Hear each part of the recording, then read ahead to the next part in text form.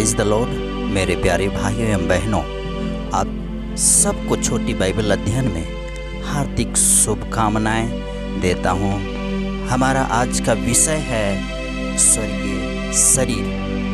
आइए सबसे पहले स्वर्गीय शब्द को समझते हैं। स्वर्गीय उसे कहते हैं जो स्वर्ग की जाति या वस्तु हो, किसी और जगह दिखाई देती हो, स्वर्गीय कहते हैं। जैसे कि उदाहरण के लिए देखते हैं, स्वर्ग पर विराजमान परमेश्वर अपने इकलौता पुत्र दे दिया कि उस पर जो भी विश्वास करे वह नाश न हो पर अनंत जीवन पाए। 3:16 यूहन्ना। यहाँ पर देखिए, पिता है जो स्वर्ग से पुत्र को इस जगत पर भेज दिया जो स्वर्गीय था।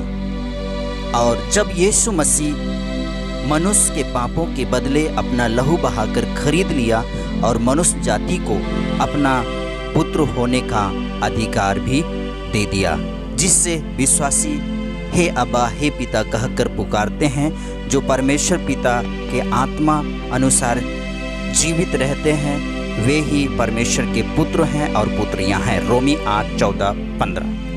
स्वर्गीय पिता अपने पुत्र को दे दिया जो स्वर्गीय था।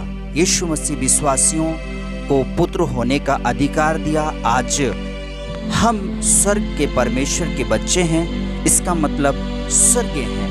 जो इस संसार पर बाइबल बतलाती है वे परदेसी हैं, संसार में जगह नहीं। 2 कुरिन्थी 5:1-5 पद।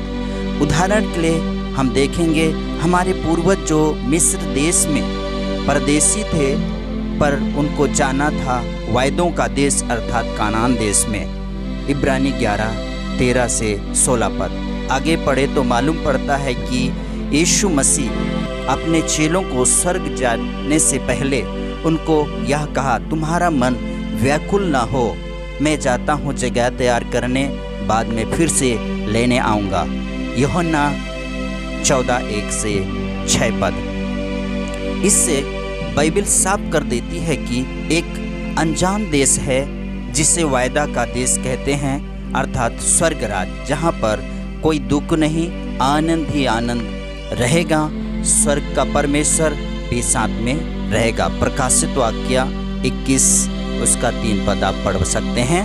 मेरे प्यारे भाइयों या बहनों, बाइबल में बहुत सारे आयत हैं जो बतलाती है यीशु मसीह फिर से आने वाला है। उदाहरण के लिए एक लूका 12:40 आप पढ़ सकते हैं। वहाँ पर यीशु मसीह फिर से आने वाला है, तैयार रहो, इस प्रकार से लिखा है। दूसरा है मरकुस 13:32-33। यीशु मसीह आने वाला है पर कब आएगा समय किसी को मालूम नहीं है, सिर्फ पिता को मालूम है। तीसरा है मत्ती 25:6 आप पढ़ेंगे, यीशु मसीह आने वाला है, जागते रहो।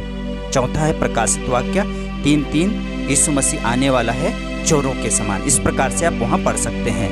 इन वचनों से हम सबको पता तो चल गया कि यीशु मसीह आने वाला है, पर हम कहाँ रहेंगे जब यीशु मसीह आएगा। मेरे प्रिय, बाइबल हमें बहुत बड़ी आशा देती है।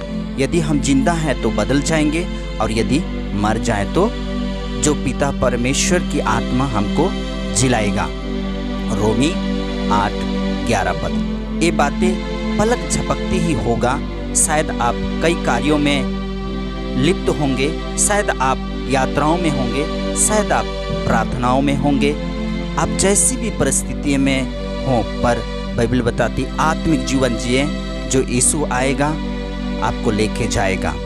इसलिए मेरे प्रियो, बाइबल बतलाती है हर एक बुरे काम से फिरे, जैसे कि बेविचार, लड़ाई, बैर, चोरी और बहुत सारे संसार के गंदे काम हैं, उससे दूर रहें। यीशु मसीह लेके स्वर्ग जाने वाला है। सो मेरे प्रियो, मैं आशा करता हूँ कि इस बाइबल अध्ययन में आपके जीवन में बड़ी जागृति आने पाए। आमीन एंड आमीन। अगले बाइबल अध्ययन में फिर से मिलते हैं, तब तक के लिए आप सबको धन्यवाद।